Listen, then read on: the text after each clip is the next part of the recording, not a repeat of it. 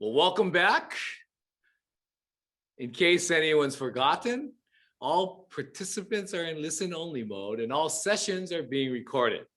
Use the chat feature and look for the recordings on NAIFA's Talent Development Center next week. I don't think it's happening after next week. I don't know, I might be mistaken, but I think it's all of next week. So make sure you catch what you missed and repeat what you want to repeat at the Talent Development Center next week.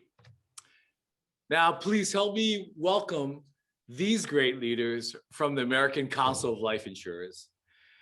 Bruce Ferguson is ACLI'S Senior Vice President for State Relations. He oversees ACLI'S legislative and regulatory advocacy at all levels of state government, including organizations such as NAIC, the National Association of Insurance Commissioners, and Association of State Legislatures and Governors. Laurel Jackson is Vice President, Federal Relations for Financial Income Security and Diversity and Inclusion at ACLI. Prior to joining ACLI in January of 2020, she led government affairs strategy for Johnson & Johnson's. Camille Simpson is ACLI's Regional Vice President for State Relations. She's responsible for administering industry-related legislative and regulatory relationships in the New England states. Bruce, Laurel, and Camille, I want to thank you for enlightening us with your experiences and wisdom. You got the floor.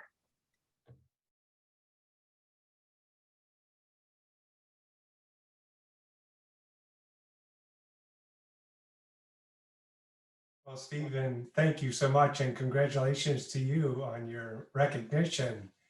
And thank you to NAIFA for inviting us to be here. You know, the voice of Main Street USA. And 30 years that I've been at ACLI, shoulder to shoulder at the federal level and in state capitals on issues that matter the most. So thank you so much for inviting us. And I'm delighted to be joined by Laurel Jackson and Camille Simpson, two leaders at ACLI, from whom you'll hear in a moment about ACLI's Economic Empowerment and Racial Equity Initiative.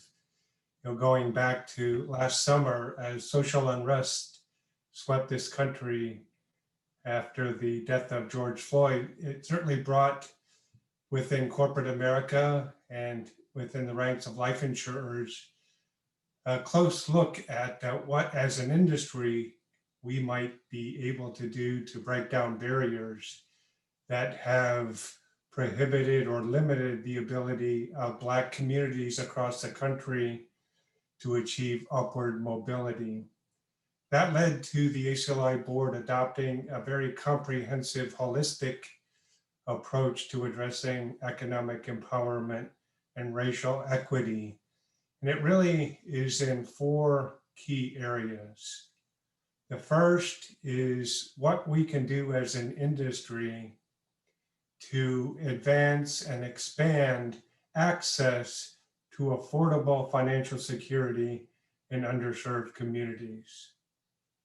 The second pillar is advancing diversity and inclusion within companies and on corporate boards, another important societal as well as public policy issue that's being considered at all levels of government.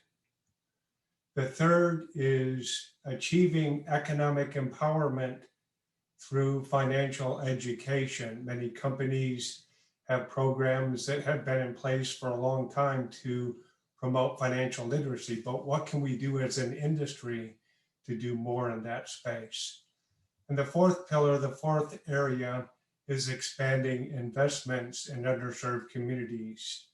Life insurers are long-term investors in the economic and financial well-being of this country and within individual communities. And what can we do more as an industry? Some form of collective action that the industry can undertake to do more, what many CEOs call 1 + 1 = 5, collective action that can bring more to the financial and economic well-being of underserved communities. Those are the four pillars of our overall platform. Within that, there are several what we call 4 positions that I think help us make sure the life insurance industry is at the table as these issues unfold at the federal and state level. So with that, I'll turn to my colleague, Camille Simpson, who will give a little bit more detail on what each of these principles means. Camille? Thank you, Bruce. And I will, like Bruce said, I'll give a little bit of additional detail on each of the pillars. And I'll start with the expanding access to affordable financial security in underserved communities. ACL has established the following work streams that will help us move the needle on this very important issue. We formed a group to define what is proxy discrimination. Proxy discrimination is a relatively new concept in life insurance, and creating a regulatory framework for use as needed in the life insurance industry is very important. We are working with our member companies as well as the NAIC and NCOIL as they too are working on this important issue. We're also looking to remove unnecessary regulatory barriers to employment as well as any licensing barriers for people of color. ACLI is reviewing the current NAIC guidelines that implemented the 1994 federal crime bill, which disqualifies an individual convicted of certain crimes involving dishonesty or breach of trust from being licensed to sell our products. This is a very important part of our ability to help increase the number of agents of color. We are also looking at efforts that our companies and partners have been undertaking and ways that we can support them. For instance, we're working closely with the American College on their 4 Steps program. And we're looking at what our member companies are doing in ways that ACLI can help in those efforts. Finally, we are also working with the administration on the Second Chance program to see how it will impact our goals. Another pillar, achieving diversity and inclusion within the companies and on corporate boards. ACLI has partnered with LIMRA to conduct a survey of where we are now. We also support state and federal proposals that require disclosure of corporate boards and executive officer diversity. And we're coordinating with our partners to support diverse leaders in career progression in the industry. Before I go on to any of the other items, I want to turn it over to my colleague, Laurel Jackson, who will talk about 2 of the very important pieces under the diversity and inclusion within the company and on corporate boards, specifically the CEO Action Pledge and our Chief Diversity Officer Forum. Laurel? Thank you, Camille. As was mentioned by my colleagues Bruce and Camille, our commitment to diversity and inclusion at ACLI started some time ago. The unfortunate events within the country has just raised our awareness and frankly has compelled us to act with a little more urgency and act quickly to cement our commitments. We've got several work streams, as you've already heard, that echo this urgency and commitment. One of the work streams, as Camille mentioned, has to do with the recruiting and retention within the industry. And to that end, we created the DEI Forum. The Diversity and Inclusion Initiative works within ACLI's Chief Diversity Officers throughout our entire membership. So big, small, medium companies are participating in this forum. These values include leadership around inclusion as well, as you can imagine. COVID-19 has impacted employees differently, and our companies have to be responsible employers as they help employees deal with personal loss, financial loss, isolation issues, personal health challenges. So now our companies are pivoting to be responsible employers in a different way as well, as they try to wrestle with how to strongly recommend vaccinations, whether returning to work in the same way will actually come into effect. Will working from home scenarios remain on the table as employers? But this added layer of inclusion doesn't discount the original priorities, as was mentioned at the top of the hour. Our diverse thought leadership in the C-suites and on board levels remains a priority. We're working really hard to build benches of talent for the industry by questioning the how and the where and the when do we recruit, how do we develop, how do we train, and how do we promote talent. It isn't just hiring, it's about training, it's about making people feel included, and it's about making, frankly, the promotion cycle transparent and accessible to all employees. So it's a lot of work, and it helps us to be organized in our thoughts and our execution. And for that reason, the CEO Action Pledge continues to be a great framework for which we can always look. I really consider it to be a roadmap that I always go back to. It's a very comfortable outline that really can demonstrate how we can execute. It specifically outlines a specific set of actions that CEOs can take to cultivate a trusting work environment. All ideas are welcome, and employees need to feel comfortable and empowered to have discussions about diversity. And we will continue to make our workplaces trusting places to have complex and sometimes difficult conversations about diversity and inclusion. We'll implement and expand unconscious bias education. That's very important key. I think it's something that we should be doing annually and definitely as new hires come into our organizations. We will share best and often unsuccessful practices. I think this is something that's often overlooked. I think we, tend to lead with good news, and good news is, of course, good news, but we have to also get honest about sharing what has not worked and what we need to do, where we need to do better. We'll continue to create and share strategic inclusion and diversity plans within our board of directors. As was mentioned, it starts from the CEO and works its way down, and this really has to be a commitment on all levels throughout the organization. So thank you, Camille. Thank you, Bruce. I'll turn it back over to you, and look forward to any questions that the team might have. Oh, great. I'll continue with our principle on achieving economic empowerment through financial education. Again, ACLI has created a group to look at closing the coverage gap. This group is intended to support efforts to expand benefits and access by promoting financial education and financial wellness programs. We've been looking at programs that companies such as EverFi has done as they partner with some of our member companies. We're also partnering with LIMRA to do a study here as well. And we have what we call a big think group that is looking at the coverage gap and ways that we can really close it and what's needed, either through legislative action in the state and federal level, or by just providing additional resources through our companies. And finally, we're looking at expanding investment in the underserved communities. And Bruce, I know that there's lots of efforts in this area, and if you can just touch on those, that would be great.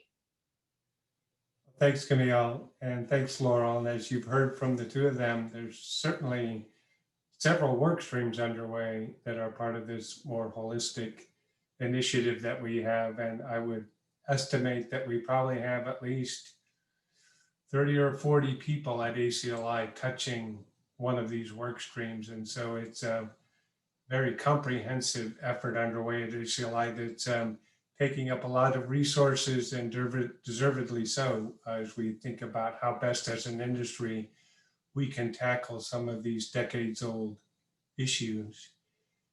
With respect to investments, again, this is really the sweet spot for life insurers. As long-term investors in our nation's economy, this $6 trillion industry has to and must invest policyholder money wisely. And we are subject to very stringent state investment laws that impose significant requirements and restrictions on what insurers can do with their investments. And that's all for good solvency and policyholder protection reasons. But within those standards, there's room for companies to make investments in underserved communities in a way that hasn't happened before.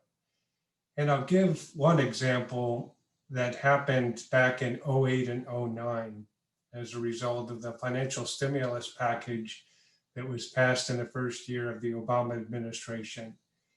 There was this instrument called Build America bonds.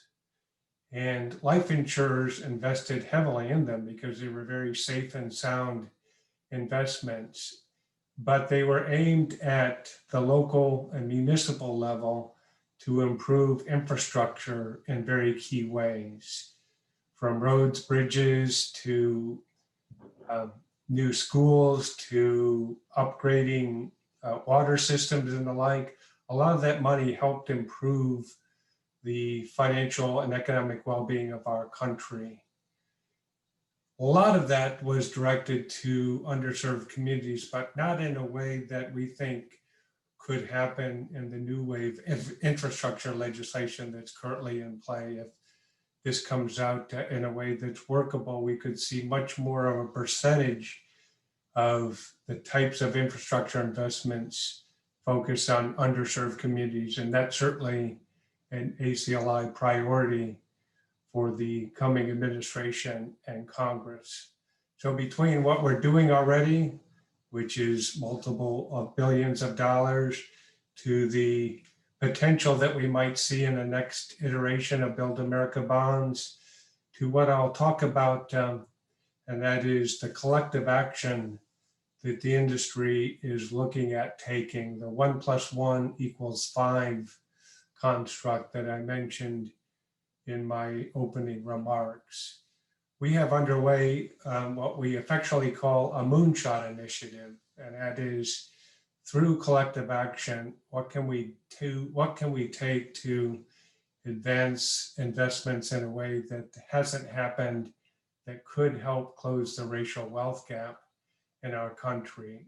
And we have a group of chief investment officers that has been looking into various ways to do that.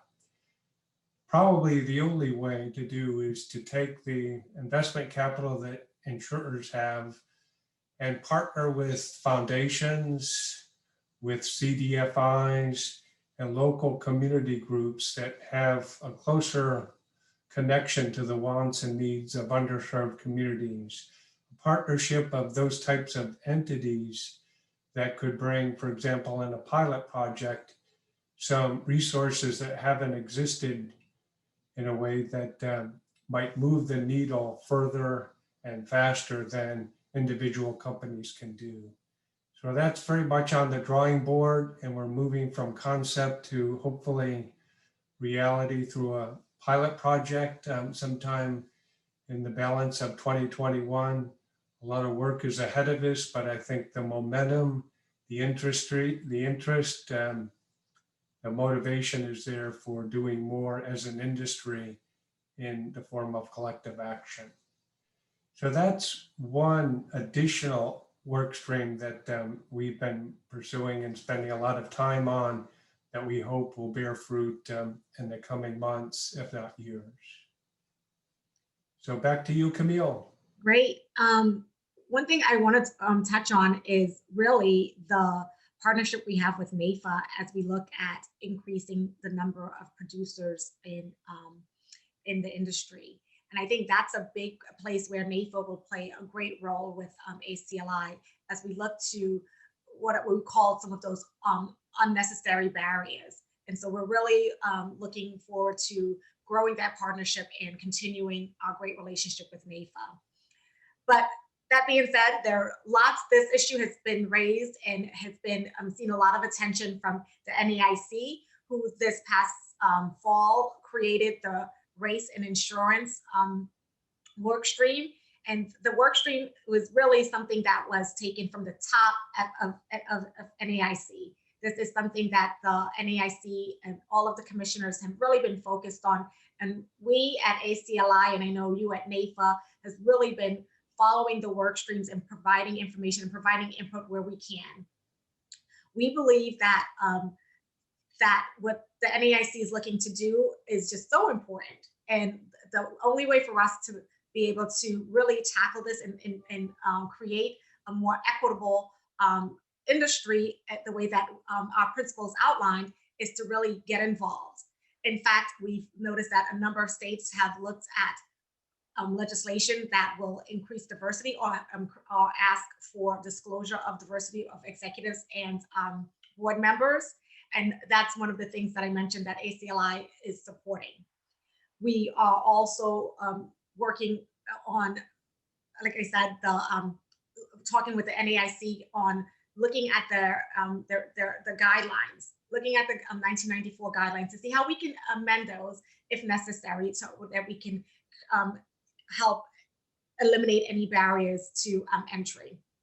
And Laurel, I know that while on the state side, there are many legislative actions that are happening, and we expect this to happen for sometime into the future. And the NAIC is now moving with its race and insurance, and NCOIL is also looking at this issue.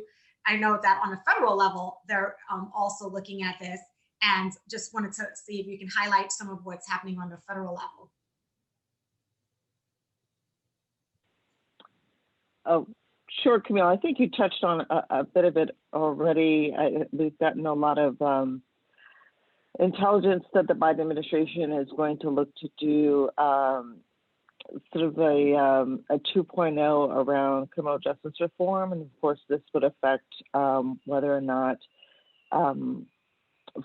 folks will be able to unwind some of the barriers that are in place that prevent some agents from being licensed. So we're following that closely, working with the White House, of course, also working with members of Congress on that issue. I don't think this is an immediate call to action, but hopefully we'll see some action on that next year. ACLI did endorse the Meeks-Menendez bill that was introduced, I think, about 6 weeks ago. That bill requires disclosure, well, it suggests voluntary disclosure at the SEC around diversity and inclusion numbers, and that's been a long-standing sort of floor, if you will, from which companies always felt comfortable. That's why we got out early and endorsed. There's a large community that includes us, of course, as well as the banking community, because of the voluntary nature in which it's written. We expect to see action that would grow from that legislation later this year. You know, frankly, I think everybody knows that infrastructure is top of mind, so I don't think that these issues will come up in short order, but again, on the minds of important legislators, probably for later in the year. Hey, Camille, if I could add a tip of the hat to Chris Gandy, one of NAIFA's trustees, for a very compelling testimony he gave to the NAIC in the early stages of its race and insurance deliberations. I thought it was captivating, and I know a lot of the comments that he made resonated so well that he was invited back for a second time. And so again, NAIFA well positioned in the deliberations at the NAIC. Our CEO, Susan Neely, also addressed that special committee at the NAIC twice. And she spoke very eloquently on the issue of advancing diversity and inclusion within companies and on corporate boards. And we had the benefit of a survey that we had taken of our members about a year and a half ago now that showed the exciting strides that have been made within companies for chief diversity officers and making it a priority, diversity, equity, and inclusion within the companies. A lot more needs to happen and will happen, but I think the trajectory that Susan mentioned is underway, and we felt like we have a good starting point, but much more to do. I know the NAIC felt that that was a welcome step as they look at in the coming weeks to put in front of the rest of the regulatory community and the industry some concepts for moving forward in that area. So we will likely see from the NAIC just in the next week or so some new proposals as to how they think as a regulatory community the insurers should proceed in the areas of diversity, equity, and inclusion. So more to come in that space. And Bruce, one thing I would say as ACLI started to look at a lot of these issues, one thing that we did notice is that in order for diversity and inclusion to really take hold, and I think I heard it yesterday on some of the panels that spoke at this conference, is that it really has to be part of the fabric of your organization. It can't be left by itself. It really has to be part of it. And that's what ACLI is doing. And that's what our work streams are really intended to do, is to show how we're going to look at this issue as we look at everything that we do.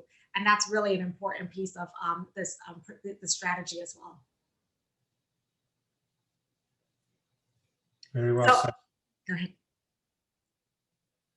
I was just going to say, if anyone has any questions that they wanted to pose to us, or questions about the ACLI's principles, please either put it in the chat or unmute yourself if possible.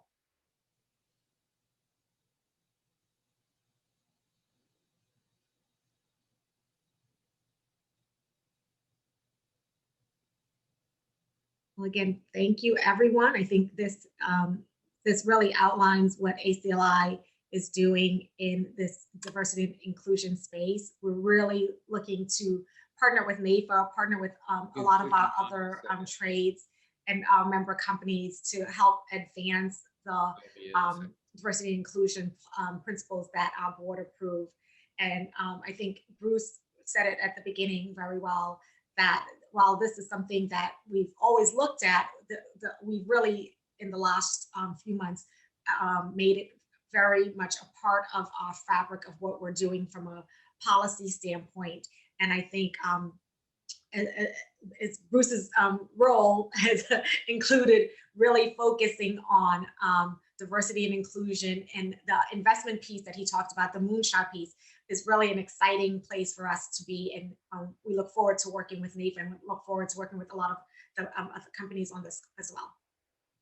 Thanks, Camille, and thank you, Stephen, for introducing us. And it made me realize I need to update my bio. You know, having led our state relations team for over 20 years, I've now assumed the title of Senior Vice President, Economic Empowerment and Racial Equity.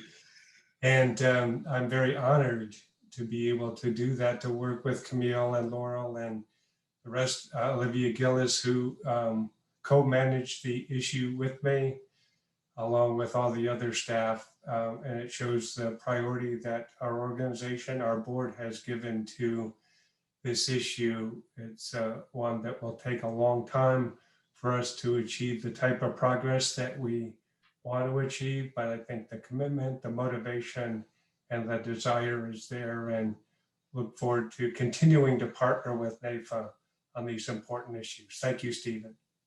No, thank you. Thank you all. Thank you, Camille, Laurel, and Bruce. And I'm sorry, Bruce, for understating who you are and what you've done and where you're at, because you guys are amazing. You know, and you also mentioned Chris Gandy. Chris Gandy had great words of wisdom yesterday for us. Yes. Those of you here would all agree with me. He was fantastic. And you're right, I can see how he would blaze through there, and, you know, on his horse.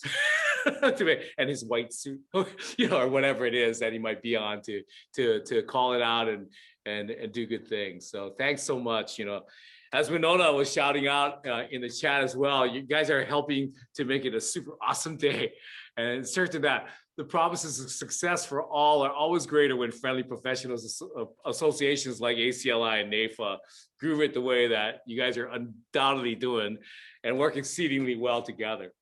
It's also evident that the benefits sort of overflow when we focus on helping underserved communities find economic empowerment. You just heard it, right? It's inspiring, uplifting to know that CEOs in our industry understand and value this reality, resulting in their new math equation that's somewhat of an epiphany, at least for me, that by investing in these communities, 1 + 1 = 5.